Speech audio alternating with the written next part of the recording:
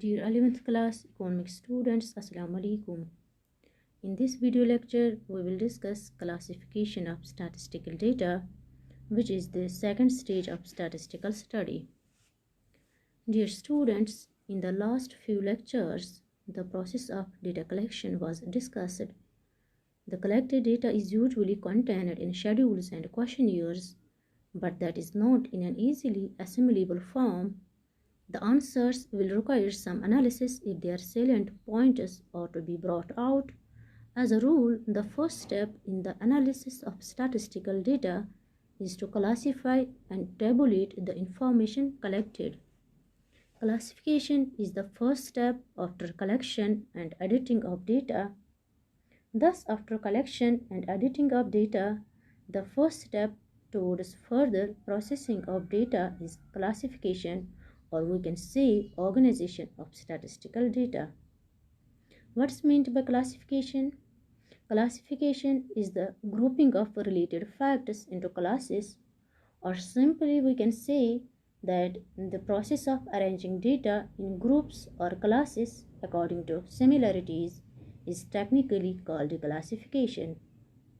Thus, in classification of data, units having a common characteristic are placed in one class, and in this way the whole data are divided into a number of classes.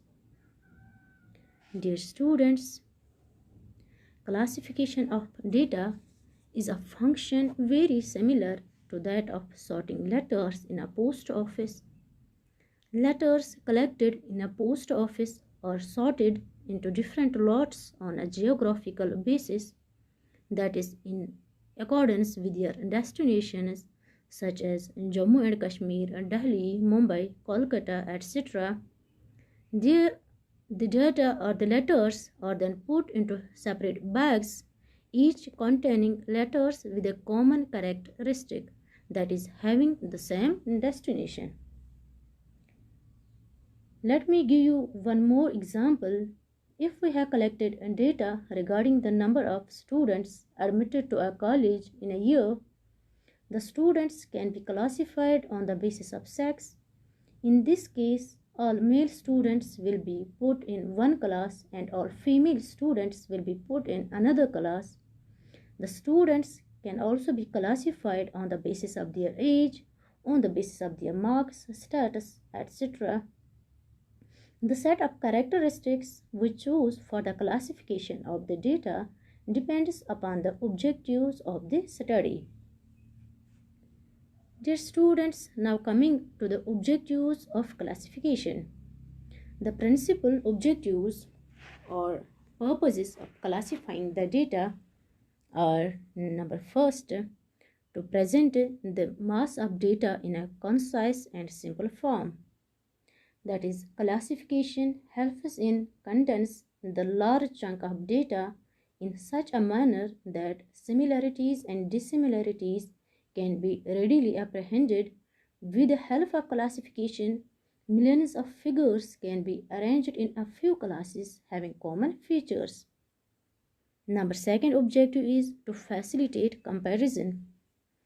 Dear students, classification facilitates comparison. Ungrouped and shapeless data cannot be compared.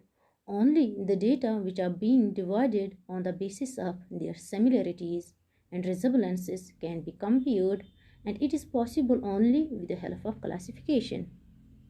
Third important objective of the classification is to bring out points of similarities and dissimilarities. Students, classification clearly reveals the points of similarities and dissimilarities in the statistical data, for example, married and unmarried, employed and unemployed, etc. And the last important purpose of classification is to enable a statistical treatment of the material collected. That is, the classification provides basis for further analysis of statistical data. It is a preliminary to tabulation, and it prepares the ground for proper presentation of statistical facts. Now, dear students, broadly, the statistical data can be classified on the basis of four criteria, which are: number first, geographical, that is area wise; chronological, that is on the basis of time; qualitative classification, that is the classification of data according to some attributes; and the last one is quantitative classification, that is the classification of data in terms of magnitudes. Now let us discuss these four types or bases of classification one by one in our coming slides. Firstly, the geographical classification.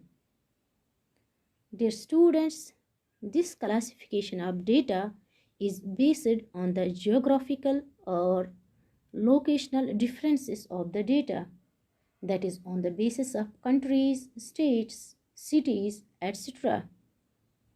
Or we can say that in geographical classification, data are classified on the basis of places. If, for example, we write down the national income of different countries, or we write down the number of students in different universities of India, or production of rice in different geographical areas of the country, the series that we would get would need classification on the basis of geographical distribution. Dear students, one example of geographical classification is given here in the table. The table gives the data relating to the national income of various countries of the world, and the national income of those countries is mentioned in US dollars, and the table shows the national income of Canada, USA, Germany, India. That is, the national income has been classified on the basis of countries, and this type of classification is also known as spatial classification. Now coming to another important classification type of or the basis of classification of statistical data, which is chronological classification. Dear students, when the data are classified on the basis of time, that is they are observed over a period of time, then it is known as chronological classification. Such series are known as time series because one of the variable in them is time. Thus, time series are usually listed in chronological order, normally starting with the earliest period. For example, if the population of India during the last 7 census is classified, it will result in a time series or chronological classification as shown in table here. And this table shows the population of India during various time periods. Like it shows in 1951, the population of India was 36.11 crores. In 1961, it was 43.92 crores, and so on. So this type of classification of data, that is when the data is classified on the basis of time, this type of classification is known as chronological classification of data.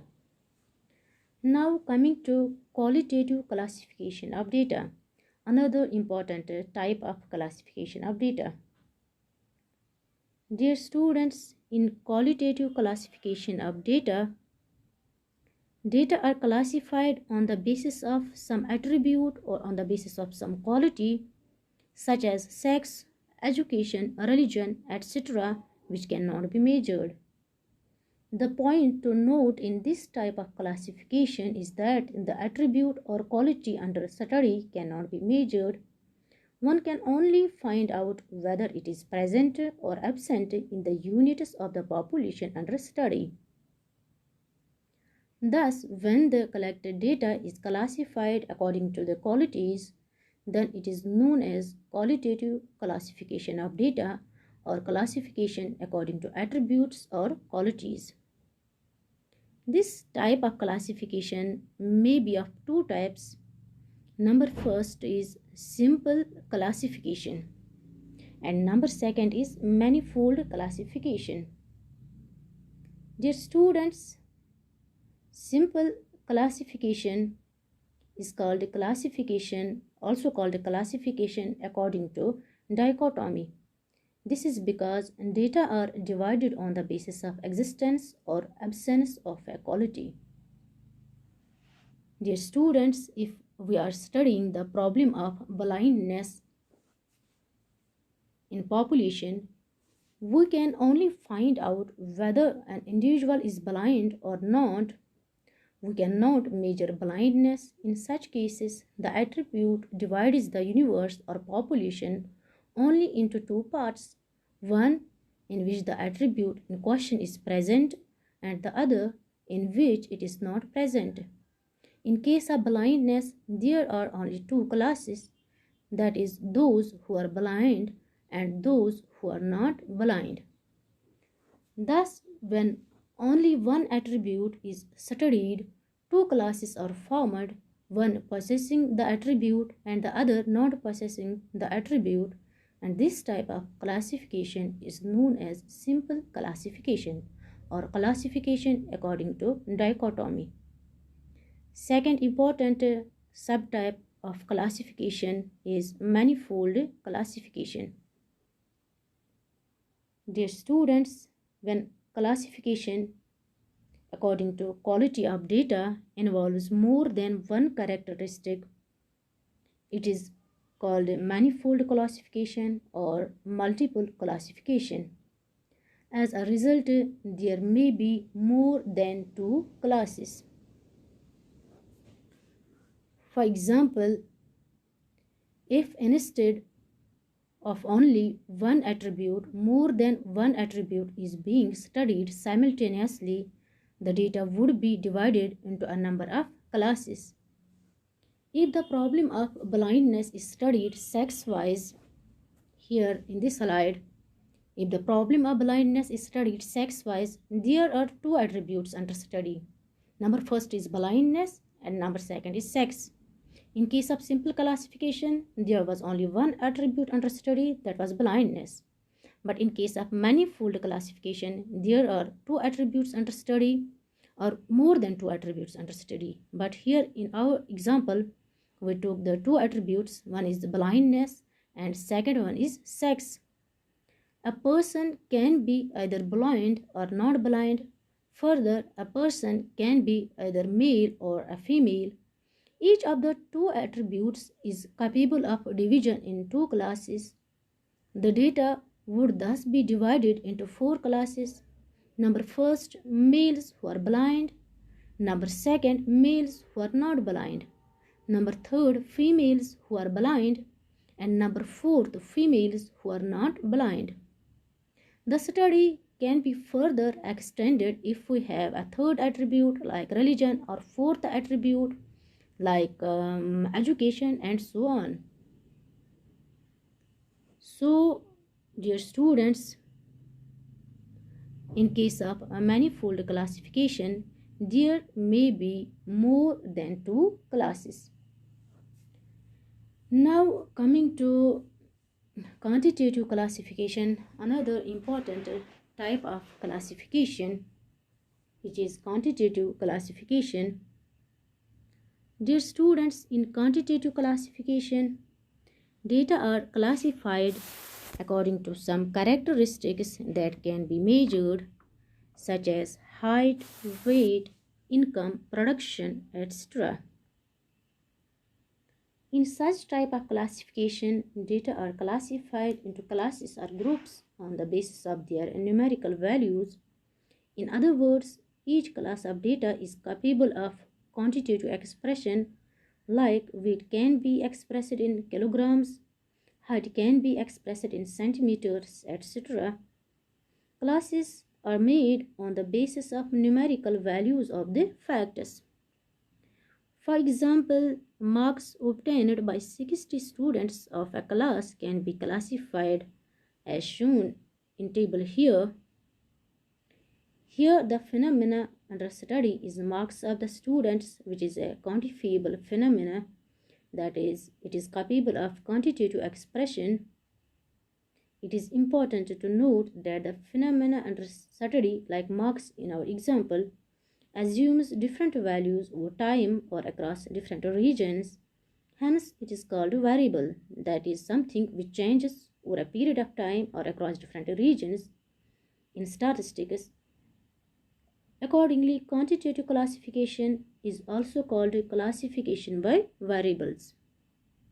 In this case, that is in our example, where we showed the marks obtained by 60 students of a class, there are two important elements. One is variable, and second important element is frequency. In our example, marks is a variable and the number of students indicates the frequencies. Dear students, in our next lecture, we will discuss in detail the concept of variable, frequencies, and the types of variables. Thank you, dear students.